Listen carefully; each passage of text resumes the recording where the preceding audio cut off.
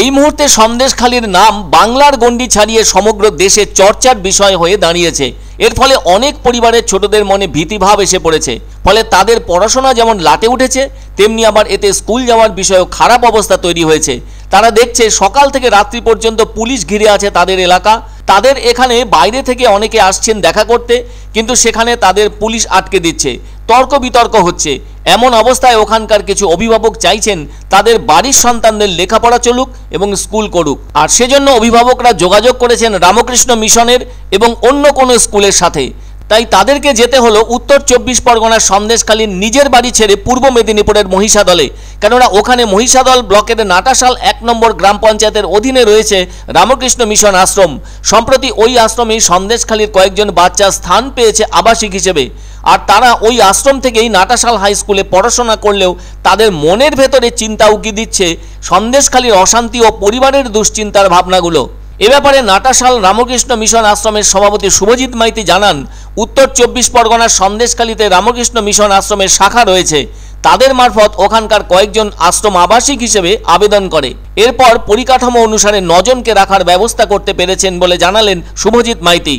আর তারা এখানে আবাসিক হিসেবেই থাকছে এবং পাশে নাটাশাল হাই স্কুলে পড়াশোনাও করতে শুরু করেছে।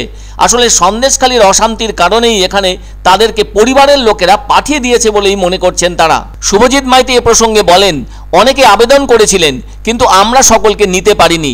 আসলে সংবাদ শিরোনামে এই মুহূর্তে উঠে এসেছে সন্দেশখালীর নাম। ওখানকার রাজনৈতিক ঘটনার কারণে উত্তপ্ত হয়ে উঠেছে এলাকা। আন্দোলন, বিক্ষোভ, তর্ক বিতর্ক এসবের মধ্য দিয়ে কাটছে সময়। সমগ্র সন্দেশখালী এখন যেন অশান্তির পরিবেশ হয়ে উঠেছে। এইসব অশান্তির আঁচ যাতে ছোটদের মধ্যে না পড়ে, সেজন্য তাদেরকে রূপনারায়ণ নদী পেরিয়ে পাঠিয়ে দেওয়া হচ্ছে মহিষাদলে। অন্যদিকে এ ব্যাপারে নাটাশাল হাই স্কুলের প্রধান শিক্ষক বিপ্রনারায়ণ পণ্ডা বলেন, বর্তমান শিক্ষাবর্ষে 5ম থেকে 9ম শ্রেণী পর্যন্ত মোট 30 জন টিসি নিয়ে আমাদের স্কুলে ভর্তি হয়েছে, যাদের মধ্যে 7 জন সন্দেশখালীর। সরকারি নিয়ম রয়েছে, টিসি নিয়ে যারা পড়াশোনার জন্য আসবে তাদেরকে স্কুলে ভর্তি করানো হবে। আর ওরা সকলেই নাটাশাল রামকৃষ্ণ মিশন আশ্রমে থেকেই পড়াশোনা করছে। আসলে সন্দেশখালীর যে অবস্থা, তার কারণেই বাড়ির বাচ্চাদের সুরক্ষিত রাখতেই পরিবারের লোকেরা এ ধরনের পথ অবলম্বন করেছেন বলে জানালেন প্রধান শিক্ষক বিপ্রনারায়ণ পণ্ডা। ভিনজিলা থেকে এসে ভর্তির আমাদের এখানে রামকৃষ্ণ মিশন আছে, ওখানে ওদেরকে আবাসিক হিসাবে নেওয়া হয়েছে থাকার জন্য। আর ওদের যেহেতু 5 পরে আর কোনো পড়ানোর ক্যাপাসিটি নেই, সেই জন্য নিয়ারেস্ট স্কুল হিসাবে আশ্রমের তত্ত্বাবধানে এখানে তারা ভর্তি হয়েছে। ওদের থাকা টাকা সবকিছুই হচ্ছে আশ্রমে।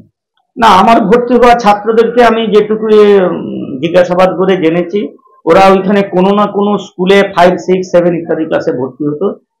2023-এ ওদের হোস্টেলগুলো বন্ধ হয়ে গেছে। ওরা নাকি খুব গরিব বাড়ির ছেলে।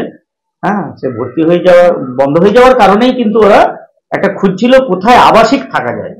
সেই জন্য সন্দেশখালীতে একটা রামকৃষ্ণ মিশন আছে, সেখান থেকে এই আশ্রমে ওরা নাকি রেফার করেছে।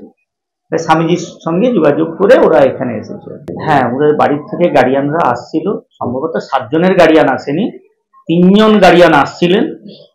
কিন্তু আমাদের তো একটা সিস্টেম আছে যে গার্ডিয়ান ডিরেক্ট এসেও ভর্তি করাতে পারে, বা টিসি এনে কোনো লোকাল গার্জেনও ভর্তি করাতে পারেন। এখন টিসিটাই আমাদের মেন। তো যেটুকু ওনারা বাচ্চারাদের কাছে শুনেছি, মহারাজও বলেছেন সব গার্ডিয়ানই আসবে, যেহেতু এই স্কুলে ভর্তি করেছেন। সময় সাপেক্ষে সবাই এসে